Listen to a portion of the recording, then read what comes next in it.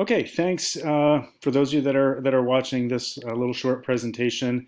I am well, maybe it's a little longer, but I want to be thorough and I want to share with you why I am in favor of the AB block schedule for the master schedule as we look forward to the 2022-23 school year.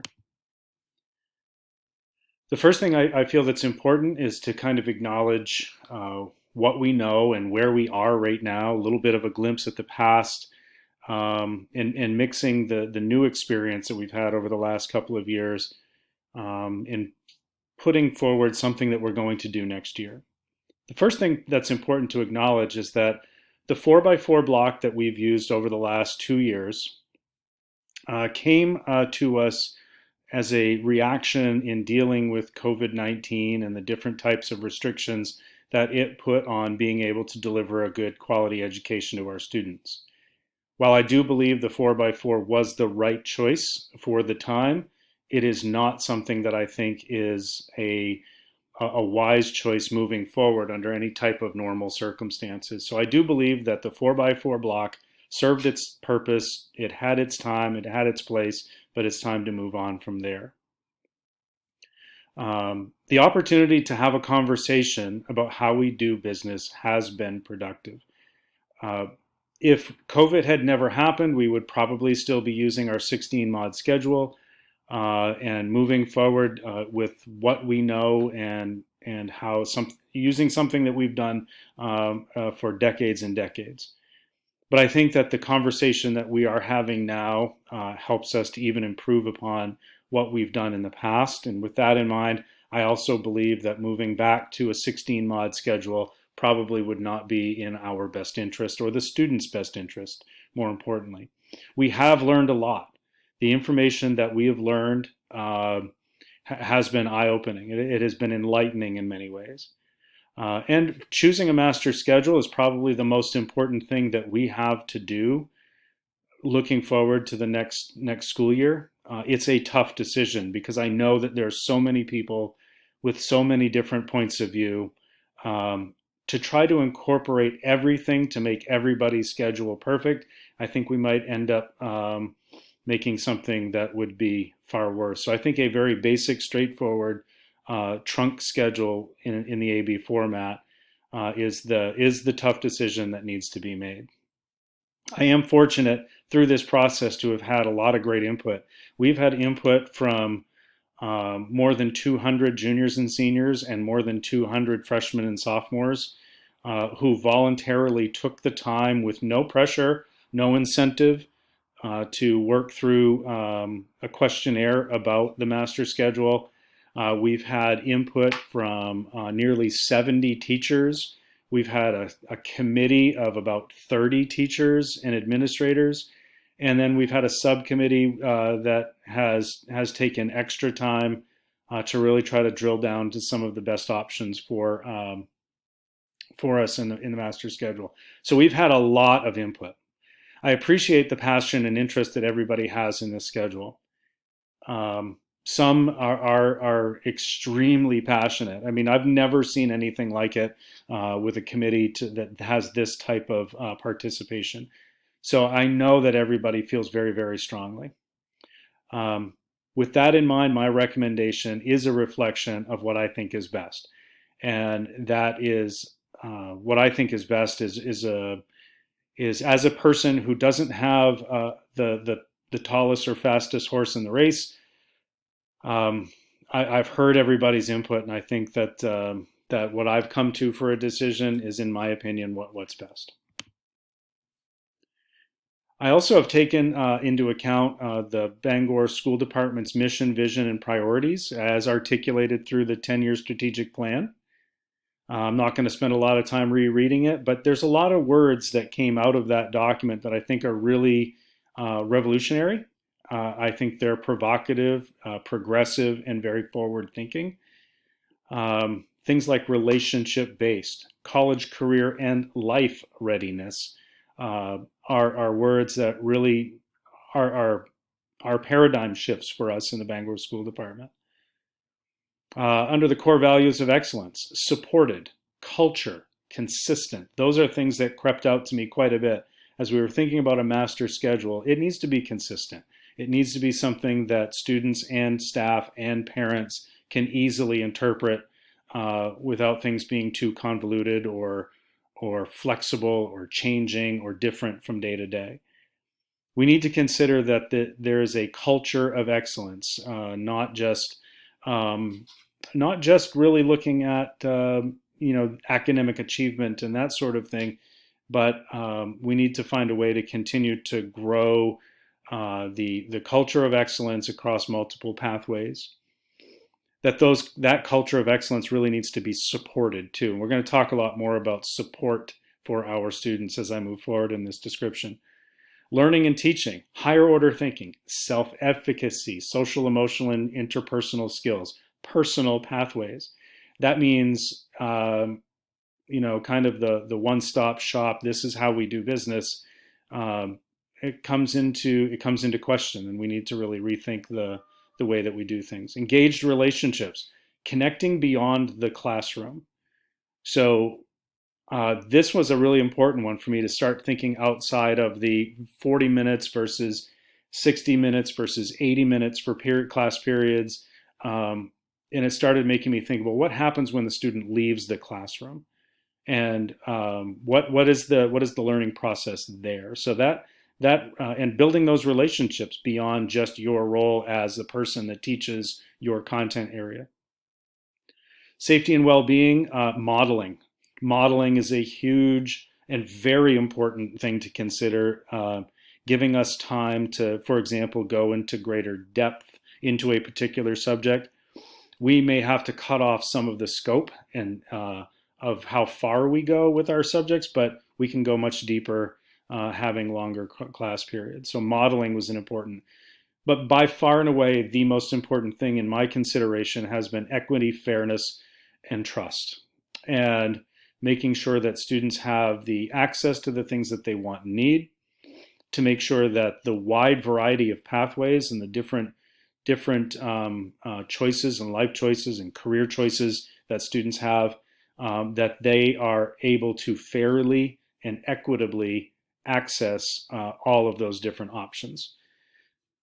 So that's coming from the school department and the things that I considered there in the decision making. Empirical research. Feedback from the faculty overwhelmingly said, do what the data tells us. Well, that's tricky because the data tells us lots of different things. We can find white papers and opinion papers that will tell us that one form of a master schedule might be better than another. But when you put it all together, the empirical research shows essentially that there is literally no difference in long-term achievement by students based on the different types of master schedule formats. Long-term achievement is not impacted by master schedule format. Long-term achievement is not impacted in certain content areas by the master schedule format. In other words, it's not necessarily better for one content area versus another. There are some subject areas, as I've mentioned in the past, like world languages, that doesn't have a lot of data in this area. But when all of the other subject areas that have been researched, I'm kind of making an assumption, excuse me, that if there is literally no difference in long-term achievement in all of the other subject areas, I'm probably going to make the assumption that that was true in any subject area. Student achievement in any master schedule format is dependent upon two very important things. And this, again, also is driving my decision-making process and how I came to this conclusion that the AB format is the best choice. The first one is professional development. And this is where administration is going to have to kind of get behind the idea of a master schedule. And this would be true if we went back to 16 mods. It would be true if we stayed with a 4x4 block or do the AB block or any other thing or any other format that we could possibly use. So professional development is key. And it has to be targeted to content areas. So instead of a general sit and get in a large group format, it needs to be a very, very important thing that we have to do no matter what. Student and staff buy-in is the other thing. Um, if we have a divisive staff that looks at any type of format, and we have some people that really don't like it and work to really undermine it or degrade it or complain about it, we need staff that will engage in the professional development and that will make it work. And we need to have student buy-in. And so the student feedback was really important to consider. Are we going to get students on board with something? So looking at juniors and seniors who have experienced 16 mods as well as the 4x4 block. If we stayed where we're at, or if we go back to what we had before, those students have experience in both, and so their opinion is really important. So we need buy-in and we need professional development. Those are the things that will make the master schedule work, regardless of the master schedule that we pick. So it's important to know, I'm taking this from a position that I think the AB schedule is the best, but I'm also going to tell you that any other system can work as long as everybody gets behind it, which is something that I would certainly be willing to do and if we chose to go a different route. Priorities. I kept wanting to take the focus away from I like 40 versus I like 80 minutes. What are the priorities within the framework of any schedule? Students, the juniors and seniors, spoke quite a bit about stress level, mental health, the overall workload, having greater access to classes because there's 8 full blocks. And in the 16 mod schedule, students sometimes could only get 5.5 or 6 credits. So the way that classes are split up in the day and having more access to them. But they also did talk about equity and fairness, that they want to be able to pursue the different disciplines with equal ability. So they want the schedule to be fair no matter who you are. The staff in a survey wanted to know what the pacing of the coursework is like. There's lots of concern about whether or not they can cover everything that they're supposed to cover. They're worried about student attendance, class sizes. They also are concerned about the mental health of students and of themselves. They want to build stronger student-teacher relationships, and they're focused on teacher preparation time. Now, in a survey, we did ask very objective questions, but we also gave space for teachers to provide narratives, and the same thing with the students. But staff narratives talked about things that I took away to say, this is going to be what drives my decision. Performance-based classes, band, orchestra, and chorus need to be year-long classes. The 4x4 block has been very destructive to their productivity and the overall health of their program. So band, orchestra, and chorus, regardless of what we do, need to be able to meet from September to June. That's accomplished by the AB schedule. Science lab time. I heard over and over again, daily time versus total time over the course of the whole year. Science lab time, they need time to be able to set up and tear down labs. So a minimum of 60 minutes for labs with a 75 or 80 minute block schedule time, they're able to achieve their daily needs. The total time, science under the mod schedule was split up into 3 credits. So over 3 years, 8 mods. If we added a 4th year of science, we would be asking science to spread out their total time over 4 years as opposed to getting it done in 3.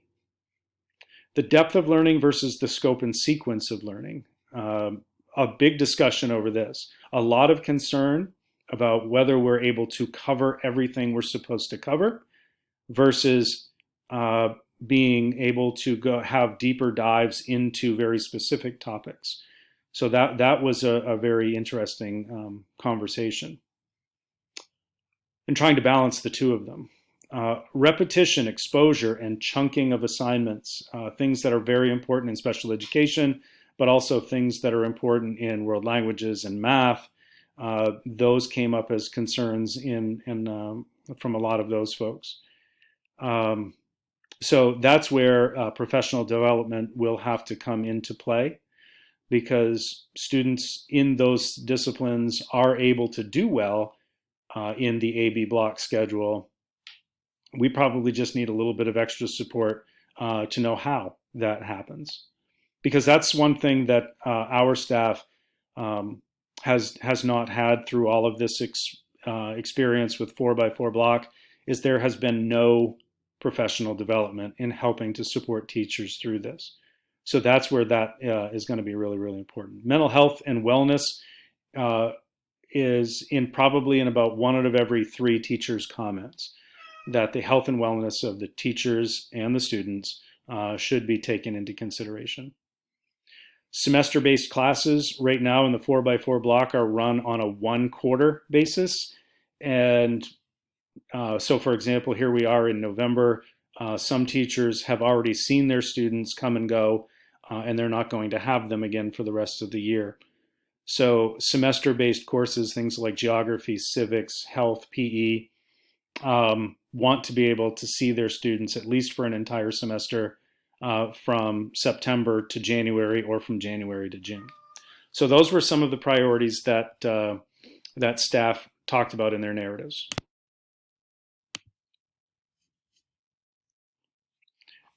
The next thing that I looked at was the staff and student voice in those surveys.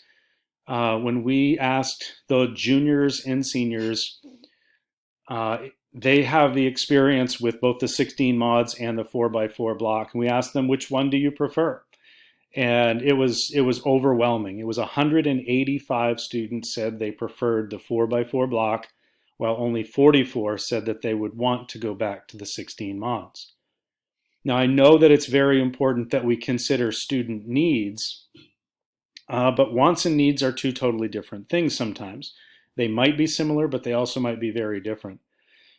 But this is such an overwhelming number that this isn't just about necessarily about, hey, I like this because it's easier to do my homework. There's something more to that, and I think that has to be really taken into consideration. Then I asked these questions of the students. I took the comments that teachers made about the block schedule and about the mod schedule. And when teachers said things about these types of schedules as truths, for example, a common note by teachers has been that the block schedule is less stressful to students. So if I take this as a truth, to what degree do students agree with that statement? So in the block schedule, there were these 5 truths or assumptions made by teachers about the block schedule. They said that the block schedule was less stressful. 78% of the students agreed with that. It was easier to manage workload. 87% of students agreed. Better classroom discussion, 60%. Able to cover more material in class, 68%, and more like a college schedule, 61%. There were 3 common themes that teachers assumed to be true in the positive sense about mod schedule. That it's more consistent. The classes meet every day. 48% of the students agreed with that. There's more retention by having class all year long. 49% of the students agree with that. And there was more informal social time, and 39% of the students agreed with that. The thing that strikes me about these things, that these are comments that came from teachers, and when you ask students to say, do you agree or disagree, that in the block schedule, and I gave each of these formats, each of these schedule formats, 8 different truths. And these are the highest rated levels of agreement between students and teachers. The block schedule statements, there were 5 of the 8 categories where students had better than 60% agreement with teachers. There were no instances in the 8 statements of the mod schedule where there was even 50% agreement. These are the three highest. So the highest level of agreement between teachers and staff regarding the mod schedule, less than 50% of the students agree with teachers. In the block schedule, there was much more agreement and there was much more in sync. Now, that is to say this too. I could take all of those things where students agreed with teachers regarding the block schedule. An AB block is consistent. It happens every other day, all year long. They have the class all year long. They have it every other day, but it is from September until June. So I could even take two of the characteristics known to mod schedule, and that would also be true about block schedule. It's just not true about the 4x4 block schedule. Staff and student voice again. 69 teachers were asked to rank each of the three formats, the 4x4 block, the AB block, and the 16 mod schedule, and rank them by choice: first choice, second choice, third choice. Teachers asked me to do this. This was a second survey sent out to staff because really honestly, we didn't have any idea to what degree staff really felt like there was one good choice or one bad choice. The 4x4 block was the least popular, but when combining the 4x4 block and the AB block, they are comparable in terms of first choice with the 16 mod schedule.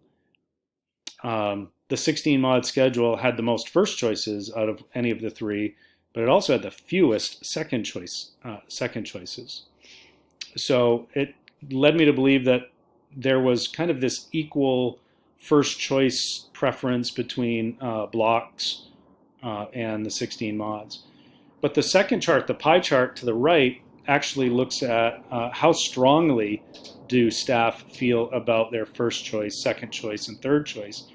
And really very close to 3/4 of the entire staff does not feel strongly. So the one in the red are people that had a first choice, but they were willing to work with their second choice. So that made it important to me to consider second choices. The yellow and the green are people that would be willing to work with all three. And it also includes people that really don't care regardless of the format. The blue chunk, which is just slightly more than 1/4 of the staff, those are the ones that said it was their first choice or nothing. They wanted their first choice. And I would say out of those 27% of the total staff, some of it breaks down. A number of them are probably the largest portion of that group is the 16 mod, but there were also people in there that preferred the 4x4 block and the AB block as well. So a definition. So what are we talking about when we're talking about an AB block? Block schedule, 4 classes. It's the same schedule that we have currently, except instead of it being semester versus semester, they're on alternating days. It is a compromise. It's often recognized as a compromise between the 4x4 block and the daily period or mod schedule. This is essentially what it would look like. The A and B blocks would go until 10:35. Block C would go from 10:40 until 12:40. That would include 6 waves of lunch. It would be an 80-minute period in the day as well. And then Block D would finish up the day. On alternating days, one of the blocks, and in my example, I have it as Block D on the white days. That I am calling a multi-purpose block.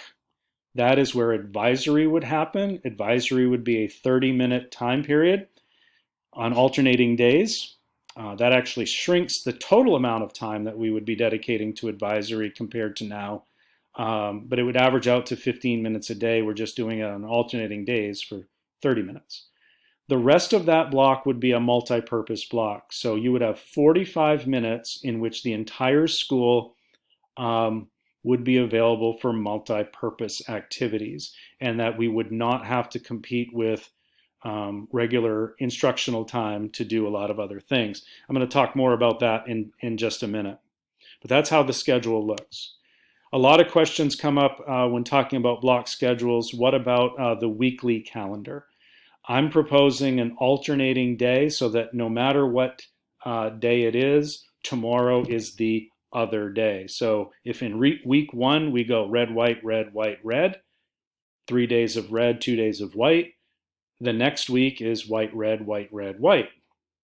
If there is a snow day or a holiday mixed in there, and you start the week with white, and then on Tuesday there's a snow day or it's a holiday, then the next day after that is red. When the rationale behind that is if students have a white day and they're preparing for a red day the next day, they bring their homework home to be ready for a red day, and that ends up not being red.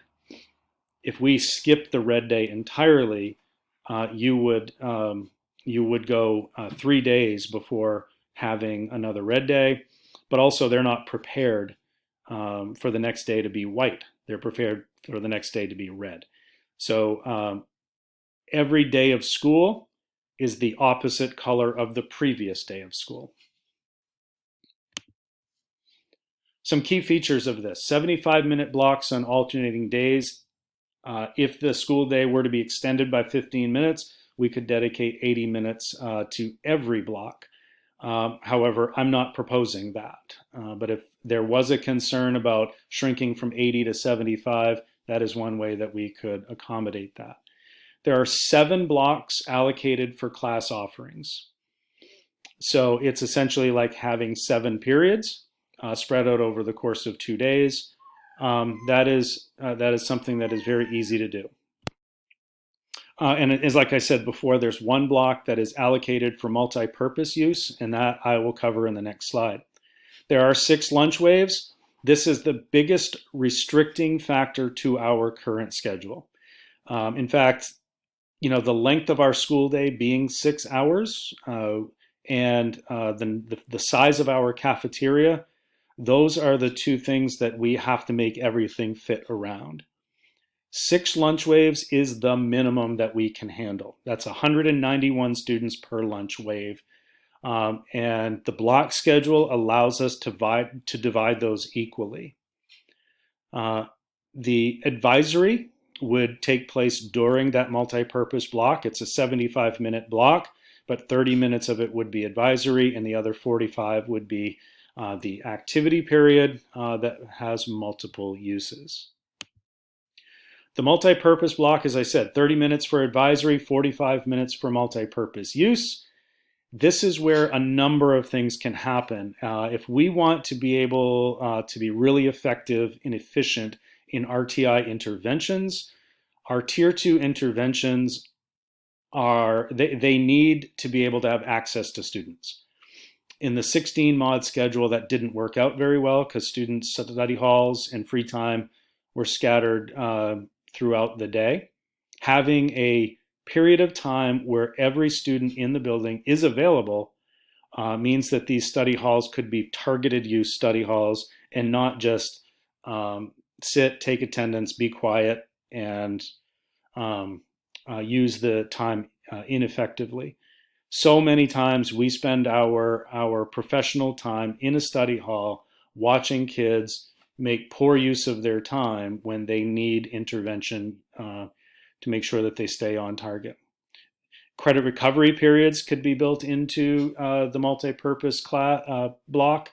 Clubs and activities could have meeting times. If we're going to be really serious about increasing student participation in positive factors in student success, instead of just focusing on things that are causes of negative behavior, we want to focus on things that are causes of positive behavior. Putting clubs and activities, some of their meetings in the school day, very well could increase their participation, and they could meet during that multi-purpose block. It also could be a really good incentive for students to stay out of Tier 2 intervention study halls because they want to go to activities and club meetings to make sure that they got their work done. It could be a traditional study hall for students that are on Tier 1, and they don't need any particular support. But students, even on Tier 1, have subject areas that they're very interested in. So we could arrange study halls by department. Students that are very interested in math and science could go to those departments for their study halls. Students that are interested in the humanities could go that way, art, and so forth. It would also be a great opportunity for band, chorus, and orchestra to do sectional practices or individual lessons. If you have a band study hall for an extra 45 minutes every other day, there's a lot of good stuff that could happen with that. Special presentations or school-wide activities could be conducted during the multi-purpose block without interrupting instruction. For example, the pep rally for Spirit Week. Over the years, that has been during Mod 15-16, it's been during Mod 7-8. In both cases, we have individual class periods that lose instructional time to those activities. That wouldn't have to happen anymore. We could have more student activities during Spirit Week to help build school culture and climate, and none of it would have to interrupt actual instruction time. And the one horse that I do have in this race is in counseling. If there is a period where every student is available, guidance can do a lot of activities in that time frame. So again, a multi-purpose block is extremely useful to do all of the things that are extensions beyond the classroom and direct instruction that are going to be really essential as we move through the next 10 years. Some operational adjustments. We will need to consider upping our graduation requirements from 22 to 24. A student that goes through 4 years in a 7-block day has the availability of 28 classes that they could take. If we only require 22 credits, students that are on target to graduate are going to be way ahead of schedule, and they're going to be really tempted to either ask to graduate early, which I anticipate as many as 20% of a particular cohort could get to meet graduation requirements in 3 years if we stayed at 22. So I think it would be really important to increase the requirement to 24. That is 6 credits per year, which under our current program of studies is what we require students to do. But it does leave 4 blocks as well as the multi-purpose block for credit recovery for students who fall behind to get caught up.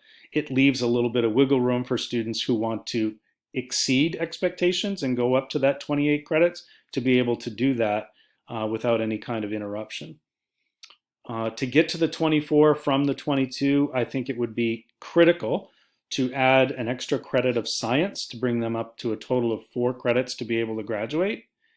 That helps keep the amount of time that every student would spend in science the same as it was under the mod schedule. It just rearranges it from a 3-year plan to a 4-year plan. And I know that's a lot of work. That's the heaviest lift that we would be asking of any department in making this change. I believe we should add a half credit for personal finance between the history and business departments. We're already working our way towards that. And so that brings us up to 23.5 credits. And then I think that we should be really serious about students in math getting 4 full years of math experience, because we have a lot of kids right now that will want to bail out of their senior math class at the end of the semester because we only have a 3.5 credit requirement. And so I think really if we're serious about math instruction, we need to make sure we keep students in math as long as possible. That also puts math, science, and English on even playing fields. Those are the 3 content areas where we are assessed, and it gives us an equal ability to work with all 3 of those departments throughout the 4-year experience that students have. Students have a minimum of 6 classes, but most could have 7 and probably would have 7 in this experience. Some examples. STEM sophomores are the hardest students to schedule. They often want honors world language They also have an intro to research and a tech and engineering class, as well as a regular science class, an honors math class. They have to take PE and personal finance in that year, and they have to take English. This schedule typically does push US history off the junior or senior year, as well as an art credit that is either accomplished in freshman year or in junior and senior year. So this is the hardest cohort of kids to schedule under any system, and it works. These students are also the most civically active in student government. They're also some of the most active students in clubs and activities, as well as in sports. And so many of those things often come into conflict with one another. They could, during that multi-purpose period, attend student council meetings. I've heard from the academic decathlon coach many times over the years that our academic decathlon is an after-school club, whereas several of the teams in the southern part of the state that have academic decathlon teams, they meet as a class during the school day. This would allow us to be able to do things like that, like get that built into the school day, increase participation in those activities. An AP senior is also a student that is extremely difficult to schedule. We could build a schedule so that they have 3 APs on each day and a study hall on each day. One of the activities that could be done in the multi-purpose period would be an AP test prep class. We could do SAT test prep for juniors as well. We can have a college application club, which was an idea that came from a senior last year. Those things could happen within the context of the school day without interrupting any classroom instruction. Level 2, inclusion. This also helps us to put special education on the same schedule as the rest of the school. It allows us to take out a lot of the limitations when, for example, a support study hall becomes part of an IEP. The support study hall could be built into the multi-purpose period where students can go to where mainstreamed or inclusion students with IEPs can go to their targeted study halls within that multi-purpose period to be able to get the help that they needed as in place of the SOAR support study hall. And then, of course, you have your typical, level 1. That is the largest population of our students that have lots of different interests. Things like maybe an AP class here and there, also taking a class like JROTC or a more advanced art class. They can all get in there. I also mention SAT preparation as a multi-purpose activity, but we could also have something like weight room exercise. So the study hall that is being conducted in PE doesn't have to be a PE teacher sitting in an English classroom monitoring a normal study hall. They can be using their expertise to help people with physical wellness within the context of the school day. Alternatives, modifications, why not? I don't want to talk too much about the negative, but because I believe in the proposal that I'm putting forward. But some of the reasons why I'm against the mods, it is a high stress, hectic pace. And that is a comment that was repeated over and over again by students and staff. There are more moving parts, 6 or 7 homework assignments every night, as opposed to 3 or 4 every other night. Again, reduces stress and the number of moving parts that students have to work with on a given day. The mods provide no flexibility for advisory or other SEL priorities without interrupting instructional time. We would be, to do advisory or to do SEL activities, be it through guidance or any other area, we would have to pull students out of academic class time in order to be able to deliver those activities. There's also no flexibility for other departments to use the science format for 3 mods. I heard several teachers say that they would like to use 3 mods in their disciplines the way science does, but as soon as a student takes 2 3 mod courses, they're looking at 4 or 5 credits that they'll be able to achieve in that year, which puts them below pace for graduation, even if we stayed with 22 credits to graduate. So that's not a doable situation. I'm against the 4x4 block. Number one, because of music. The music program is taking the biggest beating by using this 4x4 block. And in order to get them back on track, we need to go away from the 4x4 block. That they could thrive in the mod system or the AB block, I believe. So that's why I'm doing that. Special education needs to be back on the same schedule as the rest of the school.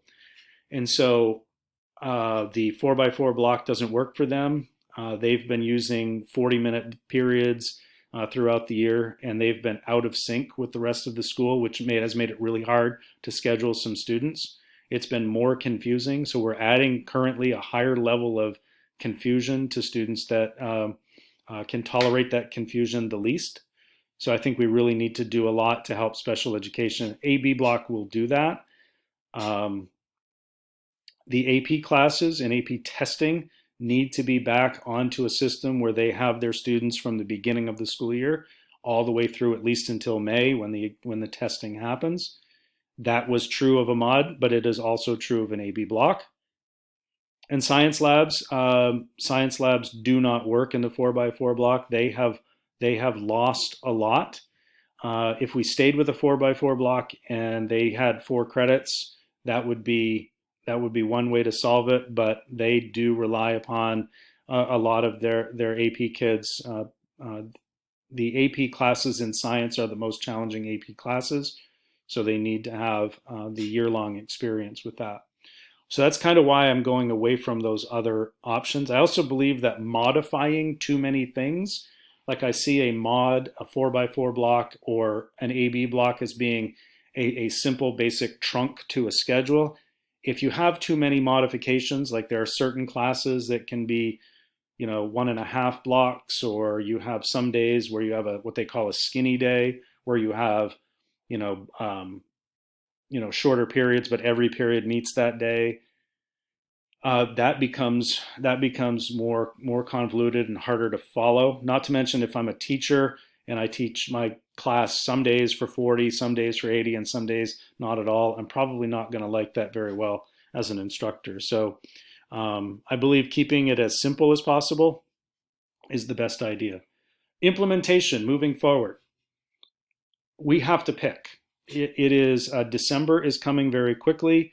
By February 1, we need to know what we're doing so that we can put course selection material out to students. The course selection process is a process that does take 4 or 5 months from the time that we send out the course selection menus, the program of studies, kids make their choices, it gets built into the schedule, and revisions are made based on student choices. That is an extremely long process for over 1,100 kids to do. So that means we need a decision fairly quickly. Takes time to set that process up. We need time for professional development. Having a day in August to talk about this is too late and not enough. So when I talk to administrators, I mean, that's my biggest ask of you, is that you take this very seriously. In my mind, this is the biggest. This has the biggest impact on staff and students of anything that we could be talking about right now, because SEL is built into it, as well as their academic achievement, the efficiency and effectiveness of the instruction. All of those things are really, really tied to having good professional development for the master schedule. We need more professional development with advisory, though I would say that the instructional priorities should take precedence over that. And that's a tall order for me, because I think advisory is so important, but I recognize the value of being prepared for the academic calendar and clock as well. We need to continue to get faculty and student input. once we pick a master schedule format, we need to think about all of the different intricacies that go into it, and to continue to get feedback. We need focus, clarity, and support from administration. We need to zero in and say, here's what we're going to do, and then have the backing of that support. The program of studies needs to be overhauled because it is kind of in limbo. It hasn't been adjusted since we had the mod schedule. So anything that we would be adjusting, such as graduation credits, needs to be taken care of. That needs to be taken care of in the student handbook as well. Homework and attendance policies are going to be really, really big, regardless of the master schedule format. So we need to address those things. And then we need to be able to let in students and parents know what we're doing so that they can make their plans. If I have rising seniors that are looking to get their last 6 or 7 courses in versus rising freshmen who are building a 4-year plan, they need to know what's going to happen, and it needs to be consistent for them. Lastly, I'm finishing up right here, the big thank yous. 30 plus teachers who joined the committee, 10 teachers who have joined our subcommittee to really dig into this master schedule, nearly 70 teachers who provided feedback, and over 400 students who provided feedback, and the administrators who have been working with department heads, with teachers, with myself and the other school counselors, to really try to investigate and understand what is going to be best for our students moving forward.